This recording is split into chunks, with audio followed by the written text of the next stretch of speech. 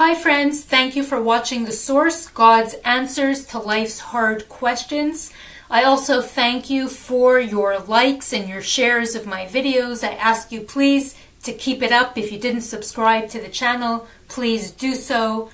See the light, be the light, and share the light. Our sages have asked, who is wise? And their answer is, the one who learns from every person. One great rabbi said he learned more from his students than from his teachers. But who says that we can only learn things from people? I once learned something very important from a porcelain cup, and it saved my soul. One chilly autumn day in New York, I came home from work. I was cold, I was tired. I dropped my briefcase by the front door and headed straight to the kitchen to warm up a can of soup. I was starving. I fired up the gas stove, and it wasn't before long that the smell of tomatoes and onions were wafting through the apartment. The pasta was plump, enticing, and finally the soup came to a boil. I poured it into my favorite big mug. But as the soup cooled, I started reading the ingredients on the can, and I realized the soup and the brand were no longer kosher. I was so hungry, I wanted to cry, but I had no choice. I had to throw away the entire soup, but I also had to stop using that cup, my favorite mug. Because of its contact with the hot, not kosher soup, the cup too became not kosher. And it made me realize that we too, we humans, we are cups, we are vessels who must always be on guard as to what is filling us up. What and who we let into our lives affects us. It changes us.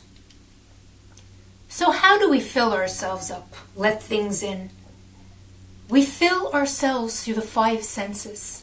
Our eyesight, our hearing, our taste, our touch, and smell. They're the openings through which we take in life, the means through which we fill the cup, otherwise known as our brain. A person is his brain because the soul, the neshama, is housed in the brain. And the brain is the best computer ever made. It never forgets what it saw or what it heard.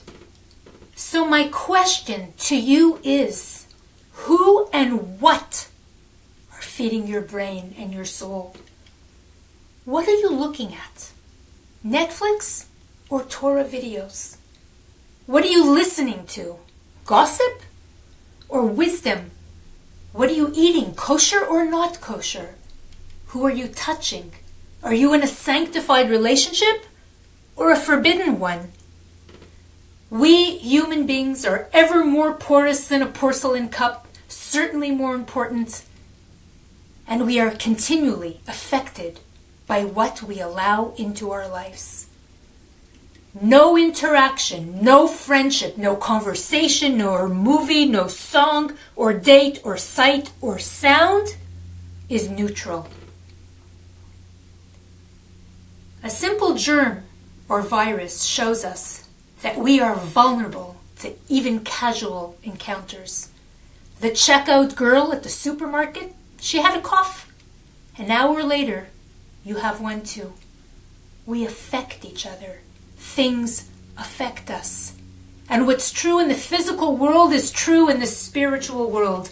When we interact with a spiritual germ, when we sin and go against the Torah, our soul is affected. Yet when the rabbis taught this or teach this concept of guarding your eyes and your ears, of being careful of one's environment and friends, they're dismissed and they're laughed at. I know better than an ancient God and the rabbis. Now, modern science teaches us in quantum entanglement, it's proven that when two or more particles link up in a certain way, no matter how far apart they are in space, a different continent, a different town, far, far, far. They maintain a relationship and affect each other always. Every action creates a change in ourselves and in our environment.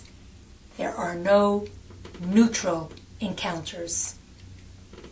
In this week's Torah reading, God created the world, and then he said, "Let us make man."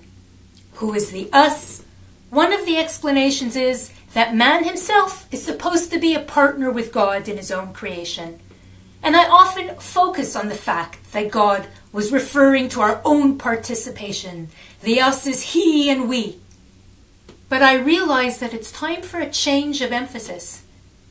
It seems like we've become so egotistical that we've unilaterally dissolved the partnership with God.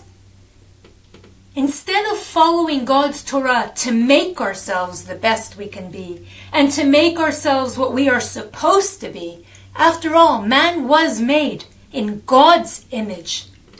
Instead, we have become obsessed with being self-made, not questioning what we are truly made of, not questioning whether the ingredients that make up our lives are kosher. As long as we're a success story that people can talk about, we're happy. But as author Mr. Honda says, we confuse our self-worth with our net worth. We try and be self-made men, but have become a man-made mess.